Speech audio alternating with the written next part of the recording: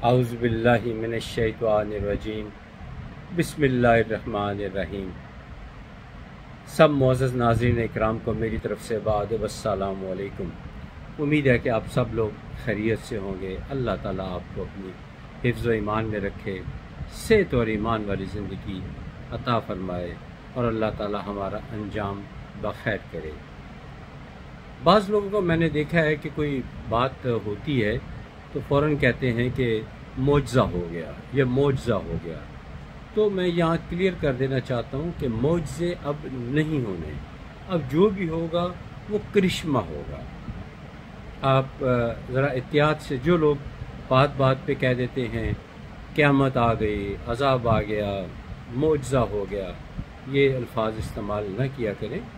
کوئی اچھی بات دیکھیں تو کہ اللہ نے بڑا کرشمہ کیا، اللہ کا بڑا کرم ہو گیا، اس طرح کی ہے۔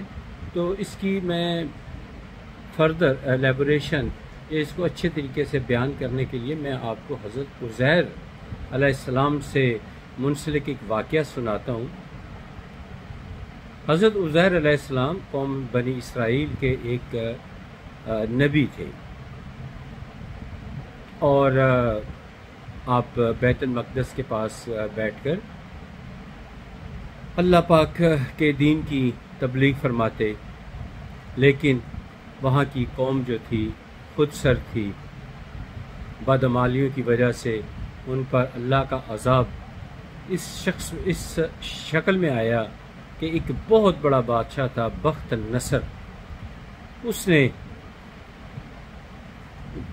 اس ملک پہ حملہ کر دیا اور شہر کے میں کم از کم 1,00,000 لوگوں کو قتل کر دیا۔ 1,00,000 لوگوں کو، جو بوڑھے تھے نا، جو کسی قابل نہیں تھے، ان کو تو قتل کر دیا۔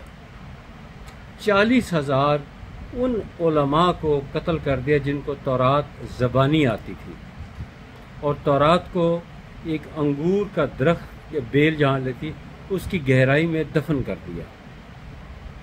1,00,000 جو جوان تھے ان کو قیدی بنا لیا، اور کچھ کو در بدر کر دیا، اور پورے شہر کو تباہ و برباد کر دیا، عمارتیں گرا دیں۔ اور جو گرفتار کیے گئے ان میں حضرت عزیر علیہ السلام بھی شامل تھے۔ بہرحال حضرت عزیر علیہ السلام کسی طریقے سے اس کی قید سے، بخت نصر کی قید سے نکلنے میں کامیاب ہو گئے۔ بخت نصر کے بارے میں بتا دوں کہ اس کی کوئی ہسٹری نہیں ہے۔ میں نے کافی ٹٹولا علماء سے پوچھا لیکن کوئی پتہ نہیں چلتا۔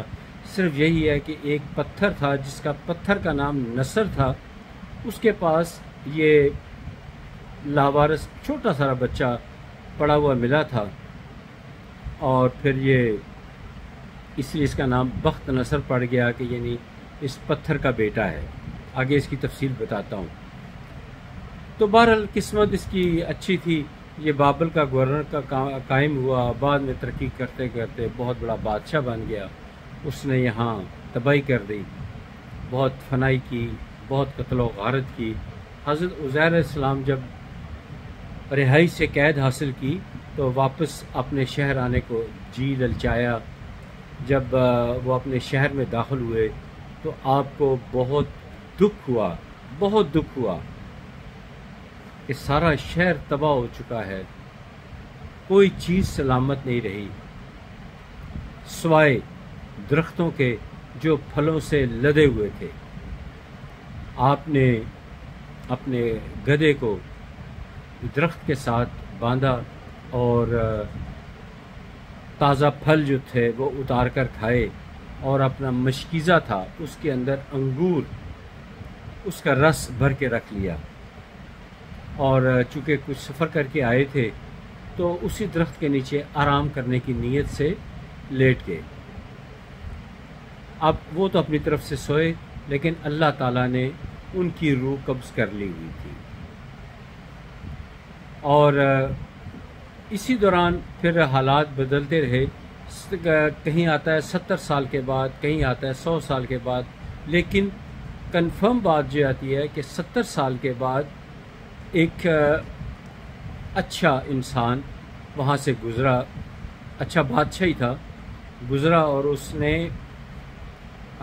شہر کی تباہ حالی دیکھی تو اس نے اس شہر کو آباد کرنے کا فیصلہ کیا۔ اس نے اپنے شہری تھے ان کو آباد کیا، جو بنی اسرائیل کے ایمان والے لوگ تھے ان کو، جو دائیں بائیں تھے ان کو لا کر آباد کیا، گھر بننا شروع ہو گئے۔ اس وقت میں 30 سال کا وقت لگا، تو 70 سال والی بات میں جان نظر آتی ہے کہ 70 سال یہ حضرت عزیر علیہ السلام کے سونے سے 70 سال کے بعد وہ بادشاہ آیا اور 30 سال اس نے شہر کی آباد کاری کی، آباد کیا۔ تو پھر وہ جب خوب شہر آباد ہو گیا، لیکن اللہ تعالیٰ کی شان کہ حضرت عزیر اسلام کے جسم اطہر کو سب کی نظروں سے اوجھل رکھا، کسی کی آپ پر نظر نہ پڑی۔ آپ 100 سال کے بعد اٹھ کے آپ نے دیکھا کہ میرا پھل پڑا ہوا ہے، انہوں نے پھل کھایا اور اس کے بعد تھوڑا سا جو رس تھا انگور کا وہ پیا، تو اللہ تعالیٰ کی طرف سے وحی آئی کہ اے عزیر کتنا عرصہ سوئے ہو؟ تو حضرت عزیر علیہ السلام نے جواب دیا، اے میرے اللہ، میں شاید صبح سویا تھا اور عصر کے وقت اٹھا ہوں، یعنی دن بھر کم و بیش میں سویا ہوں۔ تو اللہ تعالیٰ نے فرمایا، نہیں، تم 100 برس سوئے ہو، میں نے آج تم میں جان ڈالی ہے۔ تو پھر حضرت عزیر علیہ السلام نے با آواز بلند یہ فرمایا کہ میں گواہی دیتا ہوں اللہ تعالیٰ ہر چیز پر قادر ہے۔ پھر اللہ تعالیٰ نے فرمایا، دیکھو اب میں تمہارے گدھے کو زندہ کرتا ہوں۔ تو گدھے کی ہڈیاں جو تھی 100 سال پرانا فوت ہو چکا تھا، مر چکا تھا، تو وہ اس کی ہڈیاں بھی گل سڑ چکی تھی۔ دیکھتے ہی دیکھتے اس کی ہڈیاں جڑیں اور ایک گدھے کا ڈھانچہ تیار ہوا، اس پہ گوشت پوست لگا۔ آپ نے اس گھوڑے کو کھولا، معاف کیجیے گا، گدھے کو کھولا اور گدھے کے اوپر سواری کرتے ہوئے اپنے گھر کی طرف روانہ ہوئے۔ جہاں پر پہنچے تو وہاں انہوں نے ایک بوڑھی عورت کو دیکھا جو صحیح طریقے سے دیکھ بھی نہ سکتی تھی اور نہ چل پھر سکتی تھی، بہت بوڑھی، یعنی اسے فالج بھی ہو چکا ہوا تھا اور نظر بھی بہت کمزور تھی۔ آپ نے اس بوڑھی عورت کو سلام کیا اور پوچھا، کیا مجھے جانتی ہیں؟ تو انہوں نے کہا، میں نہیں جانتی۔ تو حضرت عزیر علیہ السلام نے اس بوڑھی عورت سے فرمایا کہ میں عزیر ہوں۔ تو بوڑھی عورت نے کہا کہ میں نہیں مانتی، وہ تو 100 سال پہلے کہیں غائب ہو گیا ہے، تو تم تو بالکل ویسے کہ ویسے ہی ہو، 40 سال تمہاری عمر، واقعی آپ کی عمر 40 سال تھی جب آپ کی روح قبض کی گئی، جب دوبارہ زندہ کیے گئے تب بھی آپ کی عمر 40 برس تھی۔ بہرحال آپ نے، اس بوڑھی عورت نے کہا، تم اللہ کے نیک بندے ہو، دعا کرو کہ میری بینائی واپس آ جائے اور میرا فالج ٹھیک ہو جائے۔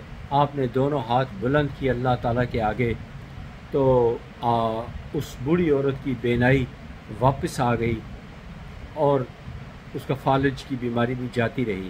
تو وہ فوراً پکار اٹھی، میں گواہی دیتی ہوں کہ تم ہی عزیر ہو۔ میں نے پوچھا کہ میرے گھر بار میرے خاندان والے کدھر ہیں؟ اس نے کہا، قریب ہی تمہارا گھر ہے۔ کہتے ہاں، میرا گھر قریب ہی ہے یہاں سے۔ تو اس گھر میں ایک مجلس ہو رہی ہے، وہاں سب موجود ہیں۔ جب آپ وہاں پر گئے تو اپنے بیٹے کو دیکھا جس کی عمر 118 برس تھی، اور اس کے چند بیٹوں کی تعداد تاریخ میں درج نہیں ہے، چند بیٹے جو بھی کافی عمر سیدھا تھے، وہ بیٹھے تھے۔ جب بڑھیا عورت نے یہ بات کہی کہ یہ عزیر ہیں، تو کسی نے یقین نہ کیا، کسی نے یقین نہیں کیا، اور حضرت عزیر علیہ السلام نے کہا کہ میں ہی عزیر ہوں۔ تو جو ان کا بیٹا 118 سال جس کی عمر تھی، کافی عمر سیدھا تھا، میں اپنے بیٹوں آیا اور کہا کہ میرے والد محترم یعنی حضرت عزیر علیہ السلام ان کی کمر پر ایک چاند کا نشان ہے۔